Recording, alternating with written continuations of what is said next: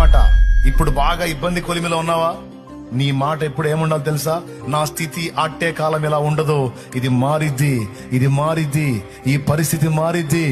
నేను కూడా ఆశీర్వదించబడేటువంటి శుభ గడియలు వస్తాయి, నేను కూడా దీవించబడే రోజులు వస్తాయి.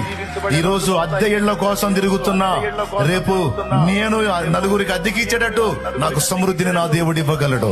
ఈ రోజు చిన్న ఉద్యోగం కోసం నేను తిరుగుతున్నా, రేపు 10 మందికి ఉద్యోగం ఇచ్చేటట్టు నా తండ్రి నన్ను నిలబెట్టగలడు. ఈ రోజు నా చిన్న పొట్ట కోసం నేను తిప్పలు పడుతున్నా, రేపు 10 మంది కడుపులు నింపేటట్టు నా తండ్రి నన్ను ఆశీర్వదించగలడు. ఈ రోజు అందరూ అవమానాలు చేస్తుంటే అవమానాల్లో బతుకుతున్నా, రేపటి రోజున నా తండ్రి నా తలనెత్తేటువంటి రోజు ఒక రోజు ఉంటది. ఇది నేను సందేహించను, నేను నమ్ముతాను అని విశ్వసించాలి. అది నీ విషయంలోనైనా, నీ బిడ్డల విషయంలోనైనా, నీ పిల్లల గురించి కూడా